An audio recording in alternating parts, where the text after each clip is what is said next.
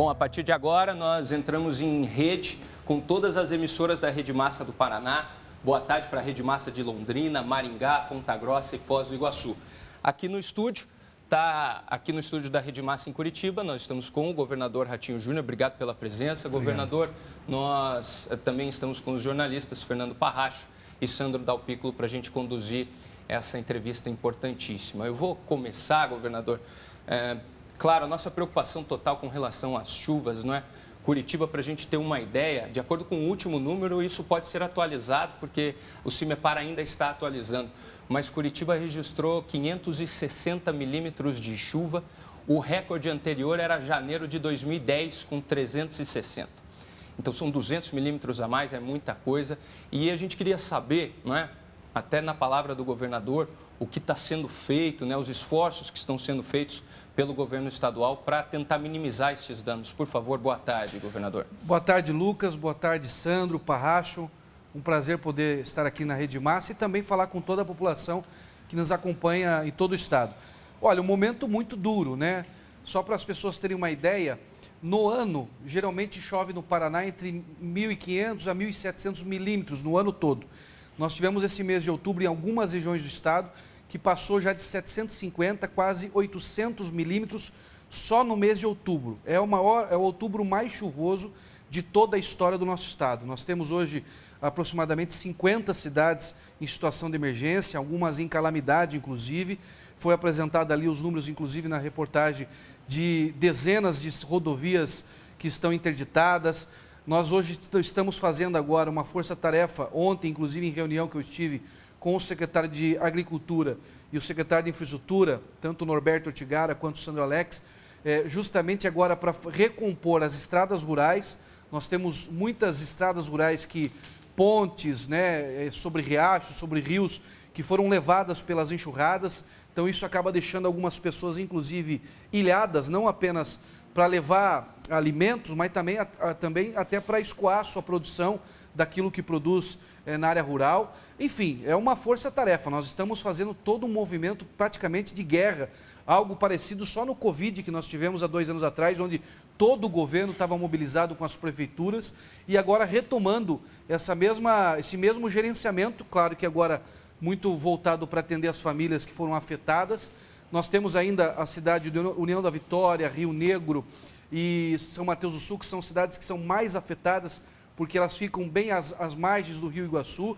Quer dizer, diferente do que aconteceu em Dois Vizinhos, por exemplo, que teve a inundação, mas no outro dia já estava estabilizado as águas. Então é um momento de muito trabalho. Nós, ontem, Lucas, nós entregamos para a Defesa Civil 51 milhões em novos equipamentos, que são viaturas, 35 caminhões e mais 50 kits de equipamentos para justamente ajudar no salvamento, não só na questão das inundações, mas também de desmoronamento e outras tragédias que possam vir a acontecer. Justamente para preparar e equipar, para dar um mínimo de conforto, né? A gente sabe que uma inundação e uma chuva dessa causa muito transtorno para as famílias, né? O prejuízo material ele é imenso, porque muitas famílias acabam perdendo tudo, mas a gente tem que, nesse momento, preservar as vidas, dar um conforto no atendimento, né, nos alojamentos, e também uma medida que eu tomei logo no início, quando começou as chuvas ali a afetar São Mateus do Sul, Rio Negro e União da Vitória, é colocar as pessoas mais idosas que têm algum tipo de tratamento, que precisam de uma atenção ainda maior, pais e mães que têm filhos com, por exemplo, autismo. A gente colocou em acomodações de pousadas, hotéis, para dar um mínimo de conforto para essas famílias até que elas possam voltar à normalidade. Governador, semana passada, finalmente, o senhor anunciou e participou lá do lançamento da obra da Ponte de Guaratuba. Uma obra que é esperada pelo menos há 40 anos pela população, não só do litoral, mas de todo o estado, né? O senhor trabalha com a possibilidade de existir ainda algum entrave jurídico que possa atrapalhar o andamento dessa obra? E existe mesmo essa máfia das balsas aí, como o senhor se referiu? Olha, Parracho, eu espero que agora não mais a gente tenha nenhum tipo de empecilho e espero que essa obra possa ser concretizada, porque ela foi muito trabalhada, foram 4 anos de projetos, de estudo de engenharia, estudo de viabilidade técnica, estudo ambiental.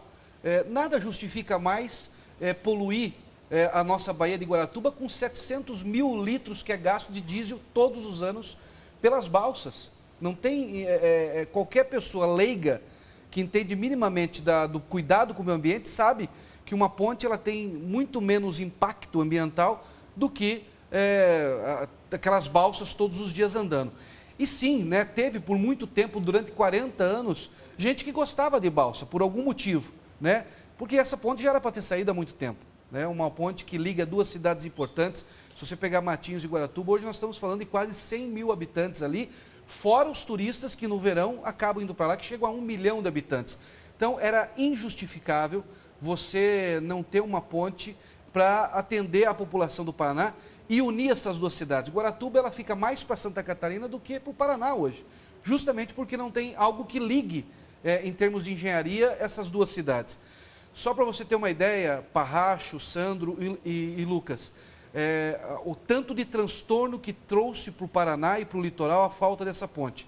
No Covid, eu tinha que mandar a gente vir para Curitiba de Guaratuba para se tratar em emergência, porque era mais rápido que chegar em Paranaguá, que era o nosso maior hospital para atender a população. Então você imagina o prejuízo social que essa população teve ao longo da história. Eu estou falando de um período de 2 anos. Você imagina ao longo dos 40 anos as pessoas que precisavam se tratar, que poderiam a 30 minutos da sua casa estar num hospital, numa UTI e que tinham que andar 150 quilômetros para subir a serra para chegar em Curitiba.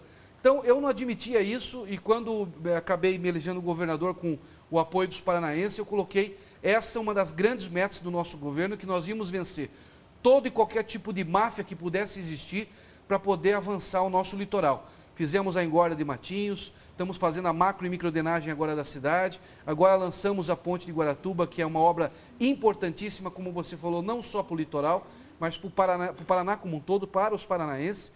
E falo mais, quando eu falo de máfia, é que muita gente torcia para o nosso litoral no Imbem. O paranaense gasta em torno de 2 bilhões por ano em imóvel, aluguel de imóvel e serviço em Santa Catarina. Não estou aqui julgando o litoral catarinense, que, aliás, eu gosto muito, inclusive, e é um exemplo para nós. Nós estamos, inclusive, sendo influenciados positivamente pelo aquilo que eles fizeram, que é possível fazer no nosso litoral.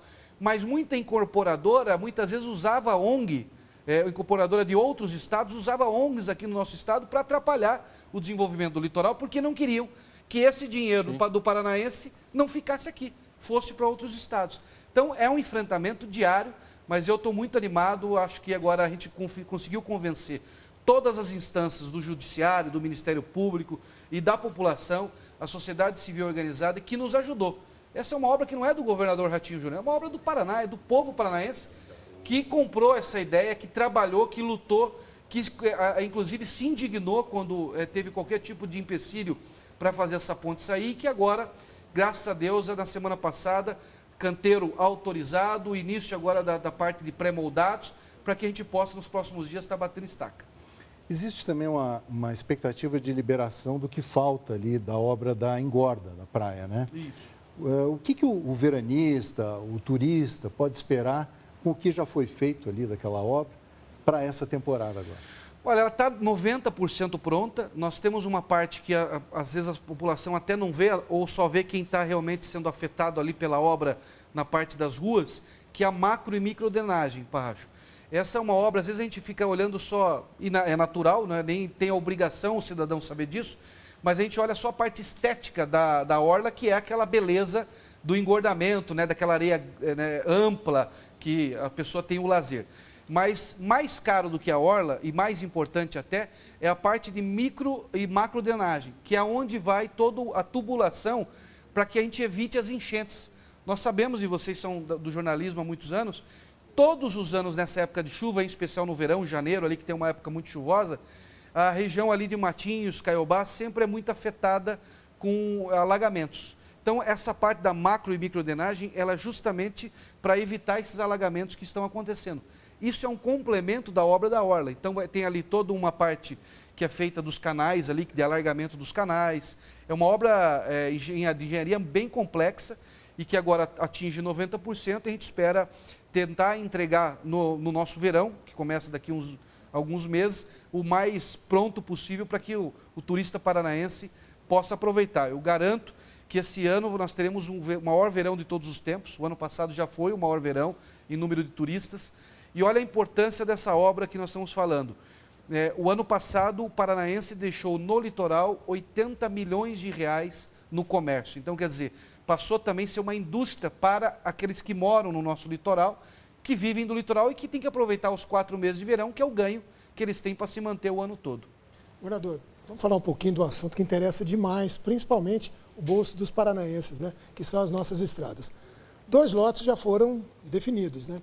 Está difícil encontrar interessados em novos lotes e essas guerras que a gente vê acontecendo aí pelo mundo, elas atrapalham de alguma forma. A gente vê a questão Ucrânia, a gente vê a questão também do Oriente Médio. Isso pode travar porque existem grandes investidores nesses lugares também, né? Olha, Sandro, primeiro que essa questão do pedágio era uma chaga que acabava atormentando o povo do Paraná há 24 anos.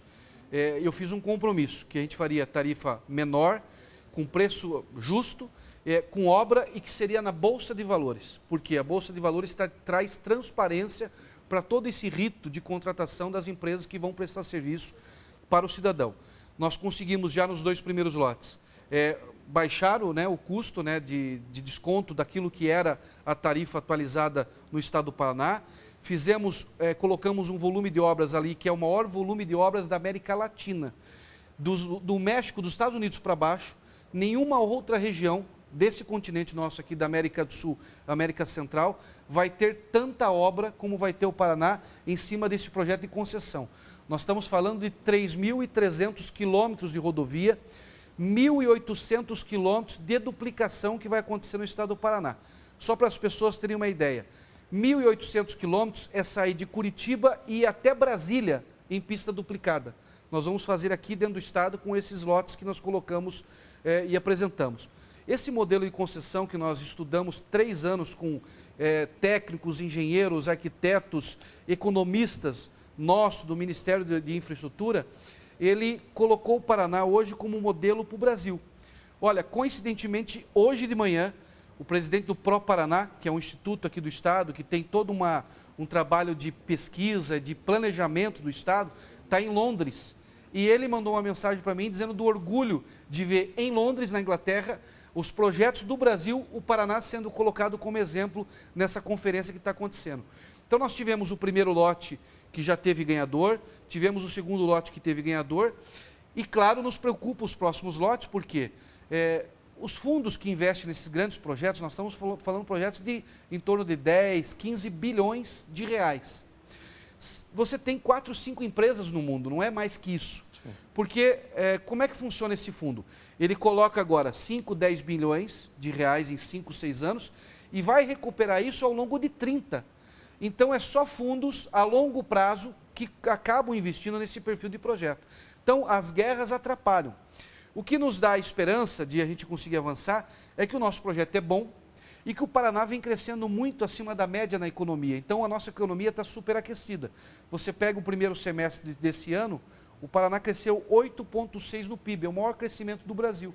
A geração de emprego, nós somos o maior gerador de emprego do Sul e ficamos entre os 4 primeiros maiores geradores de emprego do Brasil. Então, isso dá garantia para o investidor que a economia paranaense é muito forte, então isso, em tese, ele vai ter o retorno necessário. Então, nós estamos trabalhando, vamos fazer um roadshow que a gente fala, que é ir na China, na Ásia, nos países da China, Coreia do Sul, na Europa. Eu estou indo para a Alemanha agora, no mês de novembro, que inclusive vamos anunciar uma empresa que vai investir aqui no Paraná R$500 milhão na área do agronegócio, justamente para poder apresentar esses projetos e, de alguma maneira, trazer mais investidor para o estado. E quando, governador, que essas concessionárias vão assumir de fato as estradas? Tem alguma data que possa ser prevista, que a gente possa falar com relação ao lote 1, ao lote 2? A gente sabe do lote 3 seria segundo semestre do ano que vem, não é? Para ir a leilão. Se puder tentar traçar essas datas, governador. Olha, Lucas, o primeiro lote, que foi em agosto, a empresa possivelmente assina o contrato agora em dezembro e já automaticamente já começa a operar. Só que tem um detalhe, ela não pode cobrar enquanto ela não deixar a rodovia em ótimo estado. Perfeito. Então ela tem que primeiro deixar a rodovia em ótimo estado para depois começar a cobrar. E o segundo lote, possivelmente, que foi em setembro, possivelmente entre janeiro, mais tardar fevereiro, também já está autorizado. Então, essas duas primeiras, que para nós é muito importante, é o principal gargalo do estado. Você pega bem o entroncamento dos Campos Gerais ali em Ponta Grossa, que você vê pessoal do oeste, do norte do Paraná, norte pioneiro, faz um funil. Então ali nós temos 75 mil caminhões que passam por dia. Então o volume de acidentes, de problema mecânico que acontece é muito grande. Então, e vai para Paranaguá. Então esses dois trechos que correspondem a 60% dos problemas das rodovias, eles já estão garantidos. Então esse é um ponto positivo. E agora nós temos os próximos lotes, que o governo federal, através do Ministério da Infraestrutura, anunciou que possivelmente vai ser o lote 3 e o lote 6 a partir de setembro do ano que vem. Nós queremos antecipar esse cronograma, até por interesse nosso mesmo de ter o mais rápido possível as obras acontecendo. Mas isso depende também de uma construção com o Ministério e depende também da oportunidade de novos investidores estarem preparados para fazer esse investimento. Sim. Governador, o Paraná é o estado que mais realizou consulta pré-natal, não é, por gestante nesse ano. É algo muito interessante. Quase 90% das grávidas passaram por consultas no Sistema Único de Saúde. É uma conquista, de fato? O que representa para as famílias paranaenses esse número alto? Por favor, governador.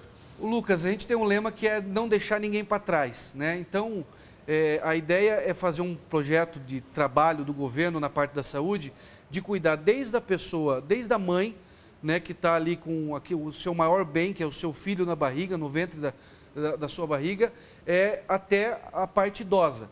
O idoso passou para nós também ser um trabalho estratégico muito grande. Por quê? O IBGE divulgou que o Paraná vai ter mais idoso em 2030 do que criança.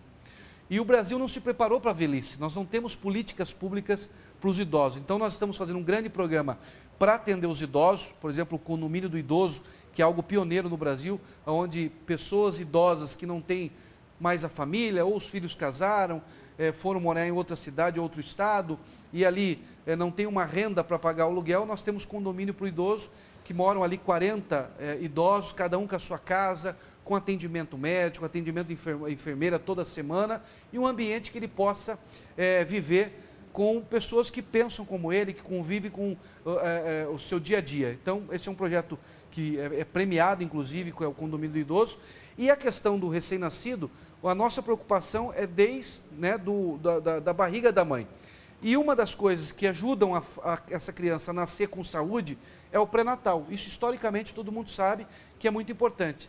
E o Paraná foi reconhecido agora pelo Ministério da Saúde como o estado que mais faz pré-natal para as mães durante a sua gestação.